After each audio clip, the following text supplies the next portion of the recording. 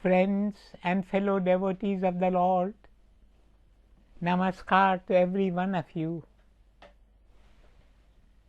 Sant Kabir has shown us the easiest way of filling one's life to the brim with happiness and bliss. It is to adopt three basic ideals of life: speak sweetly, be humble, follow the little way, and perform acts of charity with your own hands. Once Gautam Buddha was sitting among his disciples and devotees. Someone in the crowd said, "Lord, many of us have come from afar to hear you. Pray give us a teaching which we can carry with ourselves as we leave." The Buddha picked up a ripe mango, placed beside him, showed it to everyone present, and then put it back in its place. A few minutes passed. The devotees could not understand what this gesture meant. Once again they requested him for a message, a teaching which they could imbibe in their daily life.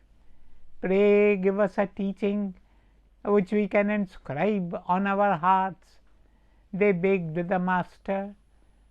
The Buddha repeated his gesture. Once again he picked up the mango, showed it to all, and then kept it back in its place. This was repeated for the third time. The fourth time the crowd asked for a message.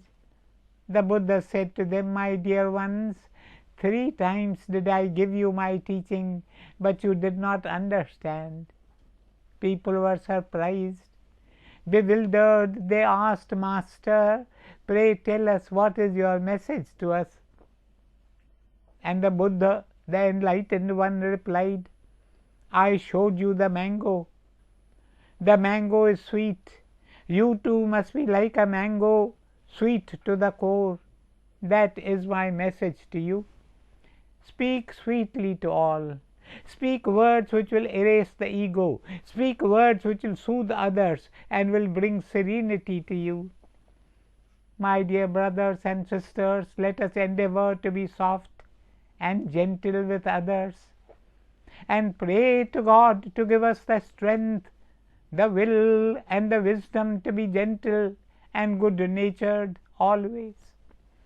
If we pick up this one ideal, our lives will be worthwhile, and it will create harmony and peace wherever we go. Confucius, you have heard his name. He was a great Chinese philosopher of ancient times. During the last days of his earthly journey, he was bedridden. He was surrounded by as many disciples. He wanted to give them the last teaching. Opening his mouth wide, he told them, "Look inside and tell me, what do you see?" The disciples looked into the mouth of the Master and said, "Master, we can only see your tongue." On hearing this, Confucius asked them, "What is in your mouth?" The disciples replied, "In our mouth there is a tongue, and there are also teeth." Confucius then said to them, "The teeth are strong and firm, but the tongue is soft and fleshy. We are born with our tongue, which is formed before the teeth. Even a newborn infant has a tongue. Teeth come afterwards, but fall off with growing years. But the tongue remains with man throughout his life. This is because the tongue is soft and fleshy. It lasts a lifetime due to its softness. Therefore, be soft spoken, be sweet spoken. Speak softly and sweetly. Be gentle in your disposition. Remember, Lord Krishna himself resides within you and within everyone with whom you speak. The same words can be said. The same words can be spoken in a harsh, high-pitched voice, and the same words can be spoken in a soft, gentle tone. There is a saying that truth triumphs. Satyameva jayate. Victory belongs to truth. Hence, some people argue that if they are speaking the truth, they can speak it loudly, firmly, and authoritatively. But the fact is that truth can be best conveyed in a soft, gentle way. Truth is humble. Therefore, while speaking the truth, we should never be arrogant. Guru Arjan Dev says in Sri Sukhmani Sahib, the true Brahmagyani is one who lives in humility. A true Brahmagyani is pure as the lily and humble as ashes and dust.